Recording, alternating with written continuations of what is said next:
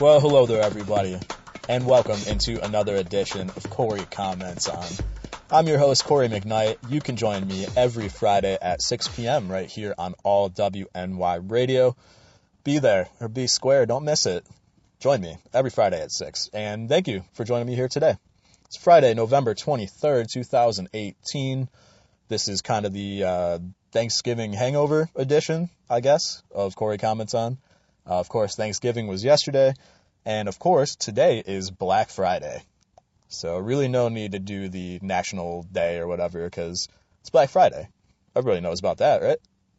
People go camp out in front of Walmart and sleep in like piles of cigarettes so they can get a better deal on a TV or whatever people are buying for their kids or whatever for Christmas.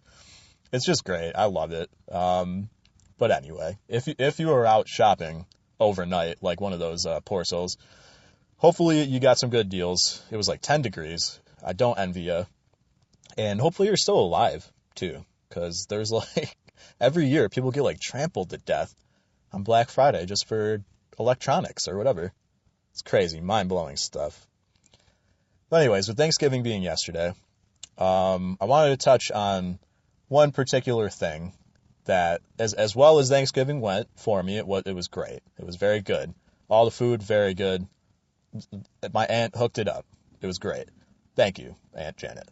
But the one thing that got me, right, that I wanted to touch on here is that one of my favorite side dishes when it comes to Thanksgiving is sweet potatoes or yams or whatever you prefer.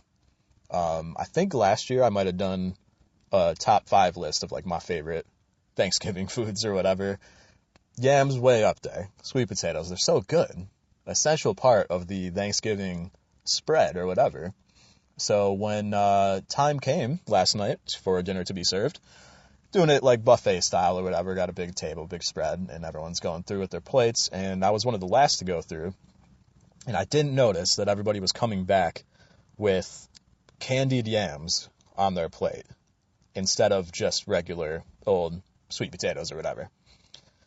So I walk in, and you can imagine the disappointment on my face and in my body language when I learned that it was candied yams instead of just sweet potatoes, because they're full of walnuts, and it just isn't right. It's just not right.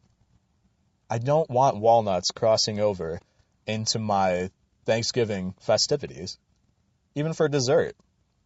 They just ruin everything. I've done a show about that too, about how walnuts ruin everything. Believe it or not, I think I did a while ago. Or maybe I was talking about chocolate or something. I can't stand walnuts and chocolate, and they really ruined the yams for me. You hate to see it, because I was really looking forward to that. That's one of my favorite parts, legitimately, of the whole ordeal. But different strokes for different folks. Maybe some people like that. I tried to eat some of it. The texture is just so wrong. It's just so wrong. Hopefully there's people out there that agree with me about the candied yams. I don't know if you guys make those or what you serve at your Thanksgiving dinner, but let me know on Twitter. Are you for or against the candied yams with the walnuts? I think that's what they're called, right? I might have been calling them the wrong name this whole time, but like mashed sweet potatoes with walnuts in it. I think that's what it is, candied yam. Let me know on Twitter at allWNYCory and vote yay or nay on the walnuts. Nay. They ruin everything.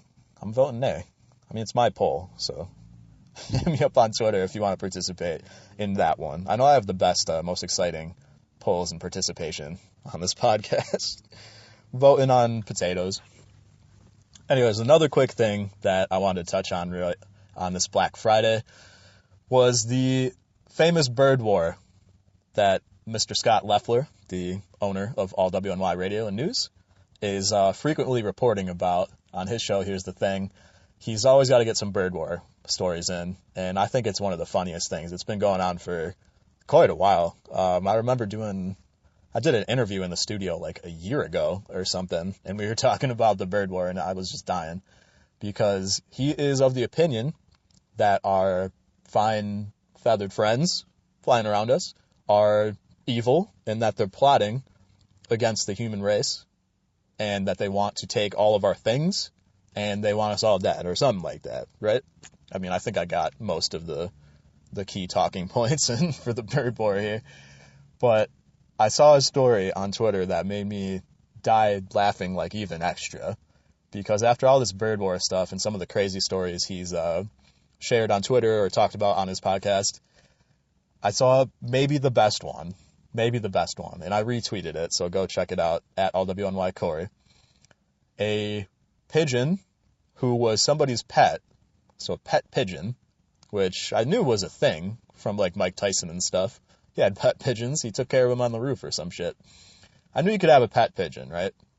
But somebody lost their pet pigeon. It flew away, I would assume. I guess that's how birds would escape, right? But when it was located, I mean, you might be thinking, how do they locate a pigeon? There's millions of them, right? Whatever. It was wearing a bedazzled vest with like jewels or whatever, rhinestones that were shiny on like almost a denim looking vest on this bird. And somebody knew it had to belong to someone, because what pigeon goes to the local boutique and is like, let me get the rhinestone number right there, and just walks out and flies away? None of them. It was somebody's pet. They clearly made it like custom for the thing. And because of the bedazzled jewel vest that was very distinct, that pigeon was able to be reunited with its owner.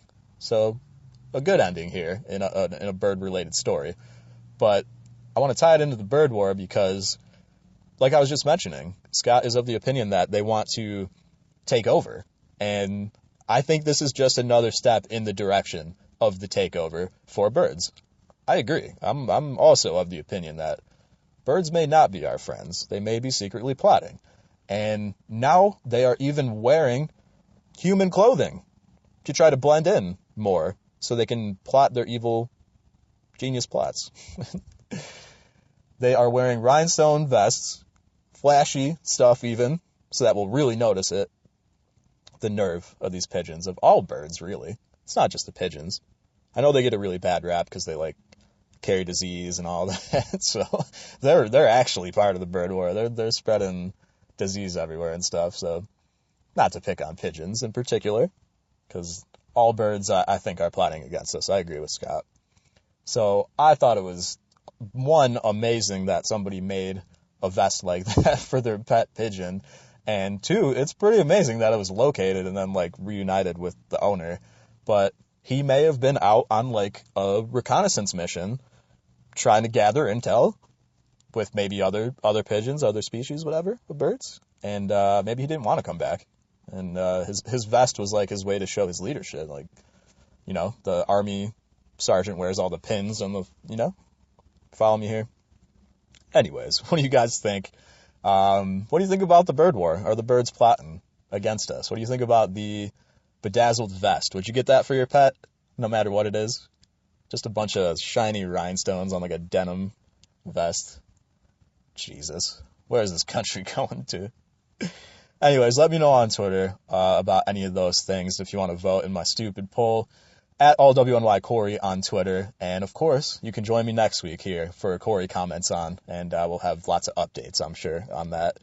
Thank you, everybody, for joining me here today on Black Friday. If you're still doing shopping, just wear like a bulletproof vest or something. Just like prepare. So everybody enjoy that. Enjoy the rest of your holiday weekend. I will see you next week. Take care. Goodbye.